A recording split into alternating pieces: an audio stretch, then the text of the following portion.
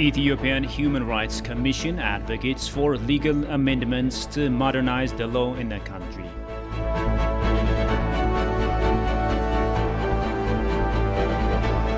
And Damaka Makonnen says Ethiopia deserves hosting significant sports events, that the country has great fame and honor in sports.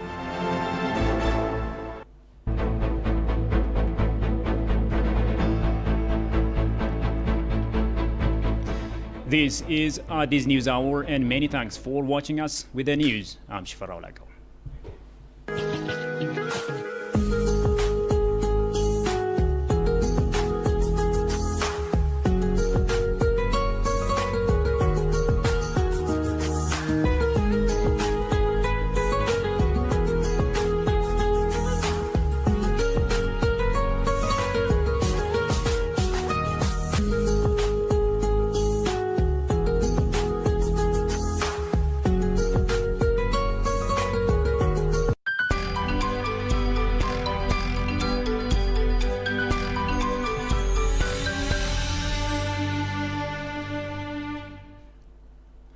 The Ethiopian Human Rights Commission advocates for legal amendments to modernize the law in the country. The Commission, along with relevant stakeholders, have overviewed the new draft law on criminal investigation and due process of the law. Alula Teklemariam reports. Ethiopia's criminal law has long been a source of complaint for violating human rights and distorting the justice system of the nation. In connection to this, Ethiopian Human Rights Commission took the initiative to suggest options setting draft criminal law believed to help protect human rights in the due process of the law. Daniel Bekele, Commissioner of the Ethiopian Human Rights Commission, said the draft is expected to ensure speedy trial in line with protecting human rights. We believe the existing criminal law needs to be amended. There have been numerous complaints in connection to the justice system of the nation.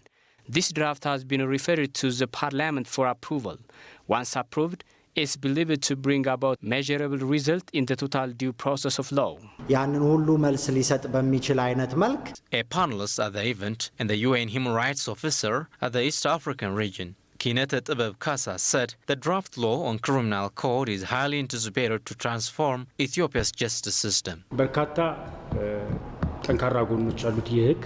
This draft law will help address challenges which still have been in place in the existing criminal code. It protects the rights of suspects during police investigation. It also ensures speedy trial, strengthens bargaining process before and after a charge is issued. They need to amend the existing criminal code that seems to be within reach and inevitable. The Ethiopian Central Statistical Agency announces that the absence of national population and housing census has hampered its plan to achieve. Kasaun Chane presents the full account as follows. The Central Statistics Agency proclaimed the non-appearance of updated national population and housing census has hampered its plan to succeed accordingly. The agency is consulting with various stakeholders on the implementation of its plan and performance back and forth of 5 years. This workshop is 3 consecutive days consultation meeting. It was known that we had been conducting national plans every 5 years. For instance, the Growth and Transformation Plan, both the first and second. And the second GTP was ended last year. So when all these plans were prepared to evaluate the growth indicator, as it must have been a measurement to bring about the necessary standard, quality and quantity to have an accepted official data in both the national and international level. The agency has done its maximum efforts to analyze and organize the data more than ever that has shown improvement in this regard. According to the Central Statistics Agency, Ethiopia has done a noble job in preparing and analyzing the data to be evaluated internationally in an organized manner. The Central Statistics Agency also said that it has done better in the past by analyzing data and making it more accessible. In the Central Statistics Agency, for the last 5 years, we have planned major activities, particularly especially on revising the statistics law, then generating various information from surveys, census, and also from different fields through conducting studies. Coordinating the national system to be strengthened more, facilitating the human resource capacity, infrastructure development, implementing the advocacy system, and collecting the financial sources of income were the enormous responsibility done vividly. But we have done better only on data development. We have failed to achieve our plan with the absence of the national population and housing census. On the other hand, the agency intimated that there were limitations in the performance of Ethiopia's statistical work due to lack of planning and strong statistical legislation. The agency reiterated the lack of population and housing census and the outbreak of coronavirus pandemic are major problems. Major General Birhanu Bekkala, Chief Commander of the Republican Guard, says the Ethiopian Republican Guard has proved its strength by inflicting heavy blow upon the junta at the Raya and Western fronts. The success achieved by the commando unit after breaking through the trench built by the junta at Adik areas made Ethiopians proud. He further said the Republican Guard had carried out successful works during the military operation conducted up to the city of Mekelle, including from Humara up to Dansha. In addition to the law enforcement measures, members of the unit have been conducting effective operation in demolishing bandits in West Walaga and Metakal zones, he added. Major General Birhanu said the infantry, mechanized, special, and the air forces and other stakeholders contributed their share to the success of the law enforcement operation.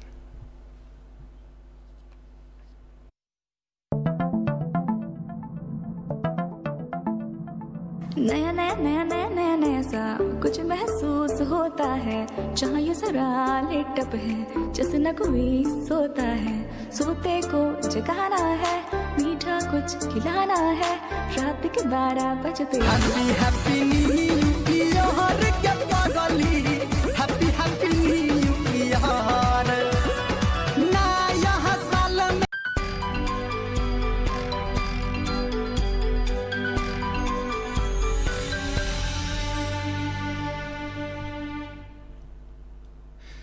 Now, foreign media outlets that are still propagating erroneous information about Ethiopia clearly show the whole world the fact that they can't report objectively and professionally. Professor of Political Science, International Relations and Global Mass Media, Baruch Hailu, made the remark in an exclusive interview with ETV English. He reiterates that unreliable information source as well as preconceived and prejudiced expectations that the TPLF junta would win the battle against the incumbent are some of the driving factors behind the wrong narratives. The story is presented as follows. Ethiopian authorities have time and again explained the purpose of the law enforcement operation in the Ethiopian Tigray state, which the government was forced to act when the TPLF junta had stabbed the North Command in the back. Instead of reporting realities on the ground, most of the international media outlets keep telling the world a distorted image of developments in Ethiopia. ETV has approached the distinguished political scientist and expert in international mass media, Professor Baruch Hailu, asking for his views in this regard. As to the foreign media, it seems really, I would say, it was not well covered in a very objective and professional way. As media and journalist people, they need to cover both sides as to what the Ethiopian government is saying and as to what the opposition is saying. In that regard, it means they have failed. They have failed to report objectively. All this has a reason. There was a certain expectation in outcome, I would say. The expectation of the foreign media especially was that the former ruling party of Ethiopia, the TPLF, would win the war in a very dramatic way. And they were even expecting it, saying that they are battle hardened, they had 40 plus years of experience, and they were expecting that the federal government will be weakened and even maybe lose. I think that was a shock therapy in a way. Their expectation was, the outcome was totally different. A bunch of authorities and reporters who made a living out of the sheer dependence on the TPLF clique for the past 3 or so decades were sources for these foreign media outlets. And also, when we talk about the foreign media, the guys who are said to be authorities on Ethiopia, we could name them by names, who even made a career out of reporting and writing about Ethiopia and Ethiopian politics and the Horn for the last 35, 40 years. They were always looked up as a source, as a source of analysis, as a source of this. And guess what? Well, you don't have to guess, actually. The saddest part is this few people who are always quoted by this, and I don't want to name names, the Western newspapers and medias. Their expectation will be TPLF will win. And also what we shouldn't forget is that they had a 35 to 40 years connection with the TPLF people. I mean, there was a certain bond, and they had always their sources from inside and their expectation that they would win. So when they were asked, interviewed, or when they wrote about the current politics in Ethiopia, what happened in the north, when the Northern Ethiopian Army, the Northern Command was attacked, they only wanted to see things from their own point of view. So, by the way, that had really resulted in their miscreditation. They lost credibility, I would say. The professor also urges the Ethiopian government to do more public relations work as frequently and quickly as possible, especially to the Western world. The scholar argues that quietness leaves a space for those elements adept at interpreting things in empty air the way they want.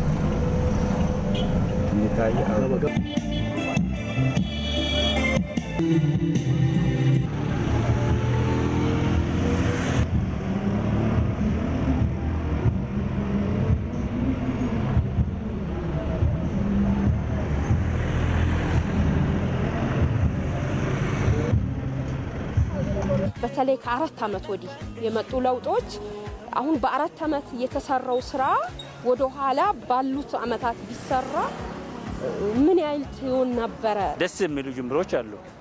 ውስጥ ለውስጥም ስፓልት ተሰርቷል። ከዲዳ ጋሚላ አሸማሸሚቱ ማን በጅንጉን መሳላ አሸማሸም አንገቻ ከዲዳ ጋሚላ አሸማሸሚቱ ማን በጅንጉን መሳላ አሸማሸም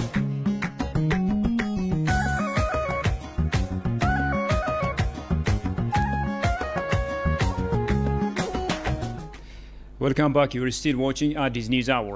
The Ministry of Foreign Affairs of Ethiopia has launched a social media campaign that aims to promote the good qualities of Ethiopia and assuage the effects of the misguided media narratives that dominated the air for the last couple of months.